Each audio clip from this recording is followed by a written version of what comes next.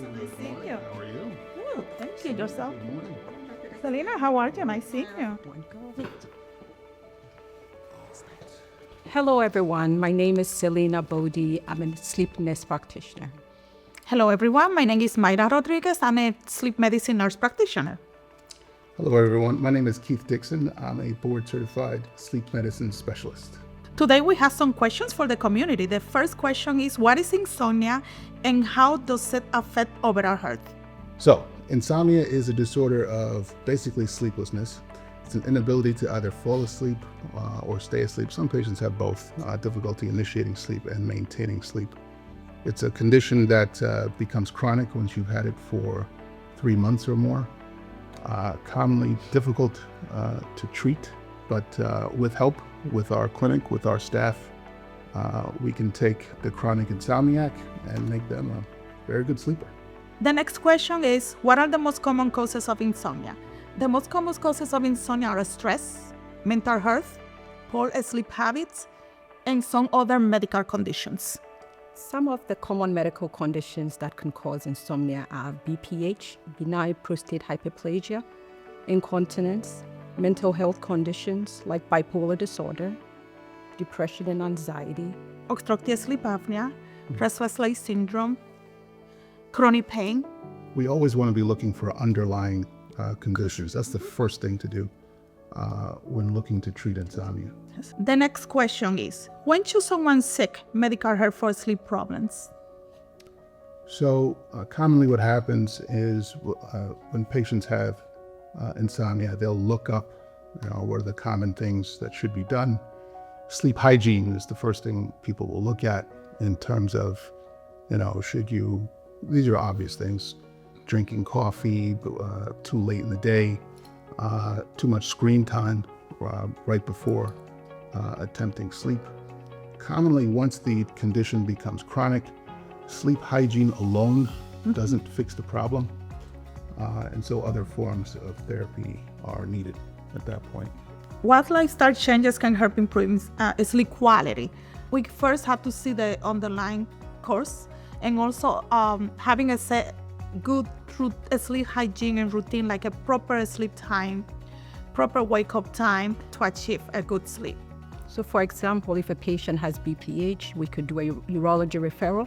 The urologist can prescribe medications that can help control the problem.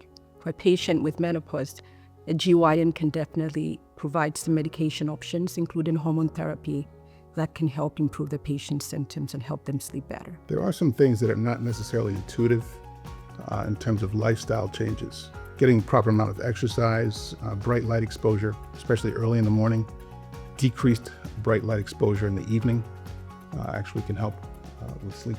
And avoiding eating late at night.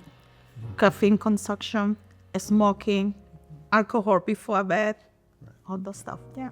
The next question, how is insomnia treated and what are the available options? Commonly, people will reach for some form of medication, pharmaceutical therapy. Of course, this is not getting to the underlying condition. So whether it's over-the-counter or even prescription medications, these are commonly the first things people reach for. But truthfully, getting to the underlying cause really is the best first step. After that, depending on what's happening, treating that, and then possibly moving on to other forms of therapy specific for insomnia. That's the right kind of sequence. What results does Valley Health System offer for individuals struggling with insomnia? So CBTI is cognitive behavioral therapy for insomnia, that's the I. This is a little bit different from most forms of cognitive behavioral therapy. What it's really looking to do, instead of using medications, what we're doing is we're doing a really full assessment of habits, schedule, lifestyle, and then using certain changes to these things to actually get to the underlying cause of the insomnia and start to improve the ability to fall asleep and stay asleep without medications at all. We usually guide the patient through. The program looks about how long is the program? About 6 weeks or more? Depending on individual needs, It may run anywhere from 3 to 7 weeks. Yeah, so far we have been seeing the patient that I have seen for the CBTI, the patient we have seen as a team, they've been getting good results, positive results from it. Generally speaking, what happens with medications, if you're taking medications alone, the medications over time, the effect goes to extinction. Basically, over time, it just doesn't work as well as it did in the beginning, if it works at all. And then it becomes an issue where you need to increase the dose or start to mix more medications. So that's not the considered first-line therapy.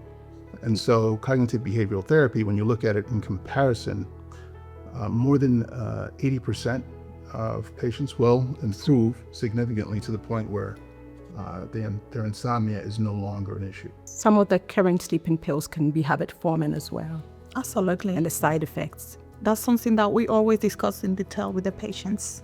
In summary, sleep is extremely important for all parts of your health, from your immune system to your heart health to life expectancy.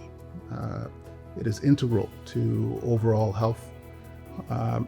We have, of course, in the Valley Health System, quite a number of practitioners in the region who can help. Please contact us. If you have any symptoms and if you feel you need some treatment for insomnia or you have any questions or concerns, please feel free to contact the office. We will be more happy to serve you. We look forward to helping you manage your insomnia.